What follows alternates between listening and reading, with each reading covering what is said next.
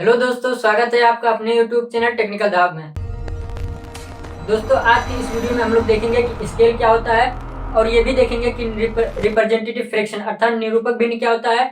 Type of scale देखेंगे और जो हमारा स्केल यूज करते हैं वो कौन कौन सा रेंज का यूज करते हैं BIS अर्थात ब्यूरो ऑफ इंडियन स्टैंडर्ड के अनुसार। जैसा कि प्रीवियस वीडियो में हम लोगों ने देखा था कि अक्षर लेखन क्या होता है, उसमें हमने बताया था कि जो स्केल होता है वो हमारा एग्जाम के पॉइंट ऑफ व्यू से बहुत ही इंपॉर्टेंट हो जाता है, क्योंकि इससे जो क्वेश्चन आते हैं वो आपके 15 नंबर के आते हैं, 15 मार्क्स का क्वेश्चन आता है। तो ये आपके लिए बहुत ही इंपॉर्टेंट हो जाता है एग्जाम के पॉइंट ऑफ व्यू से। तो आप लोग इसको अच्छे से समझिएगा जिससे आपका एग्जाम में आपको कोई कंफ्यूजन ना हो और आप क्वेश्चन अच्छे से करके आइए, जिससे आपको ये 15 नंबर आसानी से मिल सके। तो आप लोग वीडियो के लास्ट तक बने रहिएगा। तो सबसे पहले हम लोग देखते हैं कि स्केल क्या होता है। स्केल क्या होता है, जब भी हम ड्राइंग बनाते हैं तो उसको हम एक्चुअल डिस्टेंस पे ना बनाकर उसको हम अनुपातिक माप में अपने आवश्यकता अनुसार बनाते हैं, क्योंकि हमको पता है कि किसी भी नक्शे का माप जो होता है एक्चुअल माप, उसमें हम ड्राइंग को नहीं बना सकते हैं, ये संभव नहीं है। जैसे कि आपको मान लीजिए कोई बड़ा एरिया का, जैसे आप किसी शहर का नक्शा बनाना हो तो उसका हमारा जो सीट होता है, अगर हम सीट की बात करें तो सीट का जो साइज होता है हमारा वो हम A2 यूज करते हैं। इसका जो होता है हमारा 594 mm इंटू 420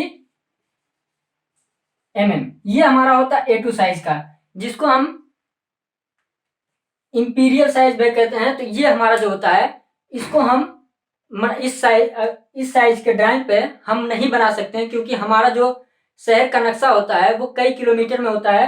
तो इस साइज के ड्राइंग पे हम लोग बना नहीं सकते। इसके लिए हम लोग क्या करते हैं, स्केल का यूज करते हैं।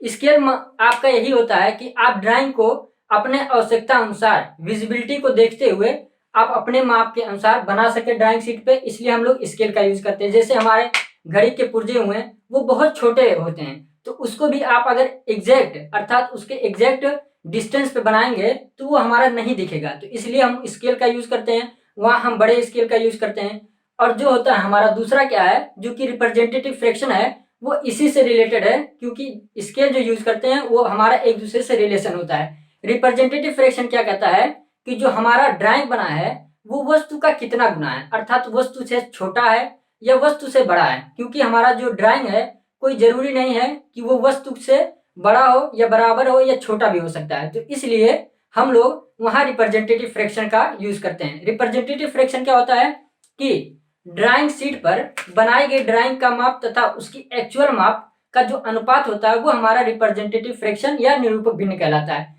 इसको हम देखते हैं। रिप्रेजेंटेटिव फ्रैक्शन जो होता है उसको हम RF से रिप्रेजेंट करते हैं। तो हमारा जो RF हो जाता है वो हो जाता है डिस्टेंस ऑन ड्राइंग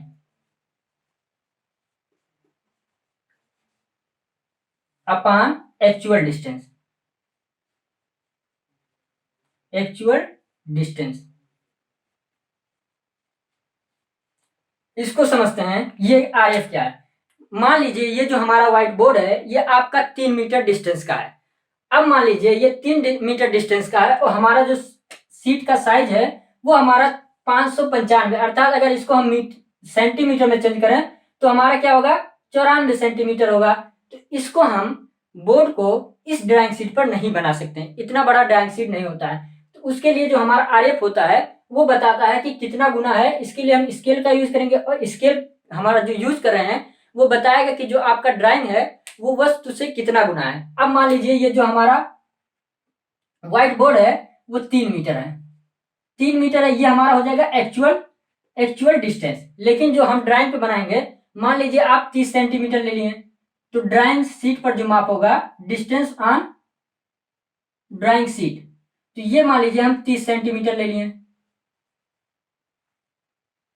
अब इसका हम देख रहे हैं, अगर यहां रखें तो डिस्टेंस ऑन ड्राइंग अर्थात ड्राइंग पर ली गई माप हो जाएगा हमारा 30 सेंटीमीटर और अपान एक्चुअल डिस्टेंस क्या हमारा 3 मीटर है, यहां हमारा सेंटीमीटर है और यहां मीटर है। तो इसमें क्या करेंगे, हम 100 से मल्टीप्लाई कर देंगे तो क्या हो जाएगा, ये भी हमारा सेंटीमीटर में कन्वर्ट हो जाएगा। तो इसको हम लिख सकते हैं 30/300, क्योंकि 1 मीटर इक्वल टू होता है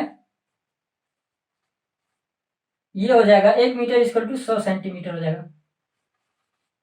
अब यहाँ हो जाएगा हमारा 0 से 0 कैंसिल हो जाएगा और 3 से 3 कैंसिल आउट हो जाएगा। तो यहाँ जो RF है वो हमारा 1/10 आ गया। अब ये बता रहा 1/10 कि जो हमारा ड्राइंग बना है वो आपके वस्तु का 1/10 गुना बना है, अर्थात जो हमारा ड्राइंग था वो वस्तु के आकार का 1/10 गुना बना है। अब बात करते हैं जो हमारा RF होता है ये हमारा अनुपातिक माप होता है, इसलिए इसका कोई यूनिट नहीं होता है। आप देखेंगे कि यहाँ सेंटीमीटर से सेंटीमीटर कैंसिल आउट हो गया, तो ये एक अनुपातिक राशि है, इसका कोई मात्रक नहीं होता है। अब बात कर लेते हैं टाइप ऑफ स्केल जो कि हमारा RF के अनुसार है, अर्थात RF के माप के अनुसार हमारा कुछ स्केल होते हैं, उसको देख लेते हैं। तो इसके अनुसार जो हमारा मुख्यतः 3 प्रकार के स्केल होते हैं। एक होता है हमारा फुल साइज स्केल, एक होता है हमारा रिड्यूसिंग स्केल और एक होता है हमारा इंक्रीजिंग स्केल। अगर हम फर्स्ट की बात करें तो एक होता है हमारा full size scale, full size scale. Full size scale का मतलब क्या है कि आप जो ड्राइंग बना रहे हैं वो वस्तु के आकार का बना रहे हैं, अर्थात इसका जो हमारा RF होगा ये हमारा RF के अनुसार है, तो RF इसका जो होगा वो हमारा 1 होगा। यहाँ हम लिख सकते हैं कि 1:1, इसका जो स्केल होगा 1:1 होगा। तो यहाँ जो हमारा RF है उसका 1 होगा, अर्थात जो हम ड्राइंग बना रहे हैं वो वस्तु के आकार का ही बना रहे हैं। मान लीजिए ये हमारा एक डस्टर है, तो इसको हम ड्राइंग शीट पे आसानी से रिप्रेजेंट कर सकते हैं, अर्थात अगर इसका माप मान लीजिए 10 सेंटीमीटर है तो हम ड्राइंग पे 10 सेंटीमीटर रिप्रेजेंट कर सकते हैं। और हमको पता है कि distance on drawing upon actual distance जो होता है वो हमारा RF होता है। तो यहाँ मान लीजिए हमारा डस्टर की जो माप है वो 10 सेंटीमीटर और ड्राइंग पे जो लिए हैं वो भी 10 सेंटीमीटर है, तो 10 centimetre upon 10 centimetre cancel out हो जाएगा, वो हमारा हो जाएगा 1। तो RF यहाँ हमारा 1 आ जा रहा है, अर्थात जो ये फुल साइज स्केल होता है ये हमारा बताता है कि जो हमारा ड्राइंग बन रहा है वो वस्तु के आकार का ही बन रहा है। अब दूसरा जो आता है स्केल वो हमारा होता है रिड्यूसिंग स्केल, रिड्यूसिंग स्केल। इसका क्या होता है, जो हमारा RF होता है वो लेस देन होता है 1 के, लेस देन होता है 1 के, अर्थात यहाँ जो RF होगा वो हमारा छोटा होगा 1 के। अर्थात इस कंडीशन में जो हमारा ड्राइंग बन रहा है वो वस्तु से छोटा बन रहा है, अर्थात किसी बड़े शहर का नक्शा जब बनाते हैं तो वहां उसका जो RF आता है वो हमारा क्या होता है, उस प्रकार जो हमारा होता है वहां रिड्यूसिंग स्केल होता है, अर्थात वहां स्केल जो यूज होता है वो हमारा रिड्यूसिंग स्केल होता है। अब इसका हम समझते हैं। अभी हमने बताया कि ये मान लीजिए बोर्ड अगर 3 मीटर का है, 3 मीटर का है और हम जो ड्राइंग पे बनाए हैं वो 30 सेंटीमीटर का बनाए हैं, अर्थात इसकी जो लंबाई है वो 3 मीटर है और हम जो ड्राइंग पर डिस्टेंस लिए हैं वो 30 सेंटीमीटर लिए हैं, तो 30 सेंटीमीटर हो जाएगा हमारा। अब इसको अगर हम चेंज कर लें, सॉरी ये उल्टा हो गया है, 30 सेंटीमीटर हमारा रहेगा ऊपर क्योंकि डिस्टेंस ऑन ड्राइंग होगा और एक्चुअल डिस्टेंस होगा, तो ये हमारा हो जाएगा 300 सेंटीमीटर। यहाँ कैंसिल आउट हो जाएगा, अर्थात यहाँ हो जाएगा 1/10। तो यहाँ हम इस कंडीशन में देख रहे हैं जो हमारा RF आ रहा है वो क्या आ रहा है, आपका 1 से छोटा आ रहा है, तो यहाँ जो हमारा स्केल यूज होगा वो हमारा रिड्यूसिंग स्केल होगा। अब तीसरा जो स्केल होता है उसको देख लेते हैं। तीसरा स्केल हमारा क्या होता है, इंक्रीजिंग स्केल, इंक्रीजिंग स्केल। इसका जो RF होता है वो हमारा ग्रेटर देन होता है 1 के, अर्थात यहाँ जो होगा हमारा RF वो हमारा 1 से बड़ा होगा। बड़ा होने का मतलब क्या है, जो हमारा ड्राइंग बन रहा है वो वस्तु से बड़ा बन रहा है। इस कंडीशन में अगर हम एग्जांपल देख लें, जैसे घड़ी के कोई पुर्जा है, अगर हम उसका ड्राइंग बनाएंगे तो वहां जब हम स्केल यूज करेंगे तो हम इंक्रीजिंग स्केल का यूज करेंगे और उस कंडीशन में जो हमारा RF आएगा वो ग्रेटर देन होगा 1 के। अब मान लीजिए ये डस्टर अगर आपका 5 सेंटीमीटर का है, हम ड्राइंग पे जो बना रहे हैं वो हम 10 सेंटीमीटर का बना रहे हैं, तो क्या होगा कि हमारा 5/10 हो जाएगा, तो ये कैंसिल आउट हो जाएगा, 1/2 आ जाएगा। अर्थात यहाँ हम देख रहे हैं जो ये हो जाएगा डिस्टेंस ऑन ड्राइंग 10/5 हो जाएगा, कैंसिल आउट हो जाएगा, 2 आ जाएगा, अर्थात यहाँ जो RF होगा वो क्या होगा, ग्रेटर देन होगा 1 के। तो ये होता है हमारा स्केल होता है 3 प्रकार के जो कि हमारा RF के अनुसार होता है। अब देख लेते हैं कि जो हमारा BIS अर्थात ब्यूरो ऑफ इंडियन स्टैंडर्ड या फिर ISI इंडियन स्टैंडर्ड इंस्टीट्यूट के अनुसार जो हमारा रेंज होता है कि फुल स्केल का आपका रेंज कहां से कहां तक होता है, रिड्यूसिंग स्केल का रेंज कहां से कहां तक होता है, या फिर इंक्रीजिंग स्केल का रेंज कहां से कहां तक होता है, इसको देख लेते हैं। इसको हम रफ कर दे रहे हैं।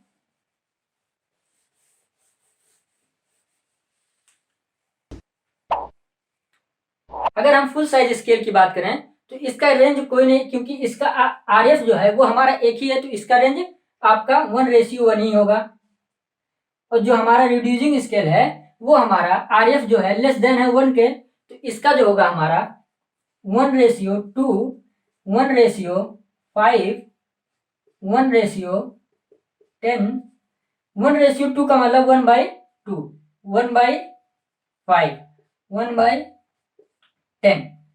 ऐसे ऐसे आप ले जाके 1/10,000 तक जा सकते हैं। ये होता है हमारा रिड्यूसिंग स्केल का। अब बात करते हैं इंक्रीजिंग स्केल का। इंक्रीजिंग स्केल का क्या होगा, इसका जस्ट अपोजिट हो जाएगा। अर्थात यहाँ जो हम स्केल यूज करेंगे वो हम 2 यूज कर सकते हैं, 5 यूज कर सकते हैं, 10 यूज कर सकते हैं। इसको हम लिख सकते हैं इस तरह में 2:1, 5:1, 10:1, इसी तरह डॉट डॉट 10,000:1। ये सब हमारा बहुत बड़े किसी शहर का नक्शा बनाते समय इतने बड़े स्केल का यूज करते हैं। आप मैप देखे होंगे गूगल मैप में, तो वहां आपका स्केल आता है।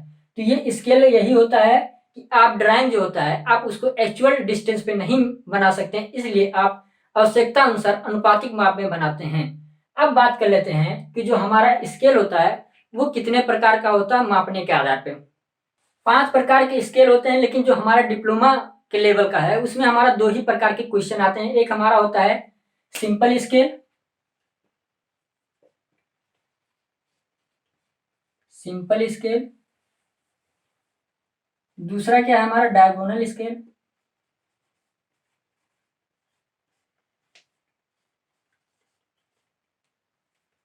एक होता है हमारा आइसोमेट्रिक स्केल।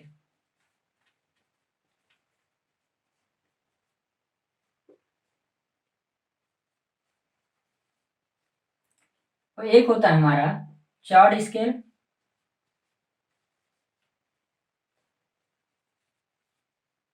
एक होता है हमारा वर्नियर स्केल।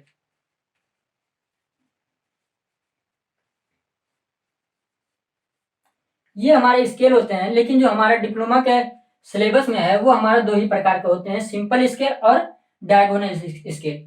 इसी से आपके क्वेश्चन भी पुटअप किए जाते हैं, जो कि आपके 15 नंबर के क्वेश्चन आते हैं। तो आप लोग इसको लास्ट तक वीडियो को देखिएगा। और ये जो हमारा स्केल का है ये हमारा एक वीडियो में कवर नहीं होगा, तो हम आपको लास्ट के मतलब 2-3 वीडियो में इसके जो क्वेश्चन आते हैं, कितने टाइप के क्वेश्चन बनते हैं, तो इसको हम कवर करेंगे। फिलहाल आज हम देखते हैं कि सिंपल स्केल क्या होता है, डायगोनल स्केल क्या होता है, आइसोमेट्रिक स्केल क्या होता है, और चार्ट स्केल क्या होता है, वर्नियर स्केल क्या होता है। अगर हम सिंपल स्केल की बात करें तो ये क्या होता है, जो भी हमारा इसके द्वारा डिस्टेंस मापी जाती है वो हमारा 2 यूनिट तक मापी जाती है। अगर हम बात करें कि कुछ यूनिट की, जैसे कि हमारा अगर 10 mm इक्वल टू होता है 1 सेंटीमीटर, और 10 सेंटीमीटर होता है इक्वल टू होता है हमारा 1। अगर हम बात करें जैसे 10 डेसीमीटर इक्वल टू हो जाएगा हमारा 1 मीटर, और 10 मीटर इक्वल टू हो जाएगा 1 डेकामीटर, और 10 डेकामीटर इक्वल टू हो जाएगा 10 डेकामीटर इक्वल टू हो जाएगा हमारा 1 हेक्टोमीटर, और 10 हेक्टोमीटर इक्वल टू हो जाएगा हमारा 1 किलोमीटर। ये कुछ यूनिट थे, कुछ मेजरमेंट थे जो आपका यहाँ पे यूज होगा। आप जब भी स्केल बनाएंगे तो इनका यूज होगा। आपका जो ये हमारा मेजरमेंट है इनका यूज होता है इस स्केल में। और हमारा एक और होता है कि 1 इंच बराबर कितना होता है, तो 1 इंच बराबर होता है हमारा 2.54 सेंटीमीटर। इसको आप मीटर में भी चेंज कर सकते हैं 100 से डिवाइड करके। तो हम बात करते हैं कि सिंपल स्केल के बारे में। तो सिंपल स्केल क्या होता है, ये हमारा 2 यूनिट तक मेजर करता है। अर्थात आप कह सकते हैं कि सेंटीमीटर या डेसीमीटर को माप सकता है, डेसीमीटर या मीटर को माप कर सकता है, मीटर और डेकामीटर को माप सकता है, या मीटर हेक्टोमीटर को माप सकता है, या हेक्टोमीटर किलोमीटर को माप सकता है। अर्थात ये जो सिंपल स्केल होता है आपका 2 यूनिट तक मेजर करता है, और इसी का जस्ट होता है जो ये डायगोनल, ये और ज्यादा मापता है, जैसे कि आपका 3 यूनिट मापता है। अर्थात यहाँ से आप देख सकते हैं कि ये 3 यूनिट अर्थात सेंटीमीटर, डेकामीटर, मीटर 3 यूनिट को मापता है डायगोनल स्केल। अब डायगोनल स्केल का क्वेश्चन किस टाइप से बनता है, इसमें क्या क्या हमारा जो ड्राइंग बनाते समय क्या क्या प्रिकॉशन बरतनी चाहिए वो भी हम देखेंगे। तो आज के लिए बस इतना ही। आई होप आपको वीडियो अच्छी लगी होगी। मिलेंगे नेक्स्ट वीडियो में, तब तक के लिए जय हिंद,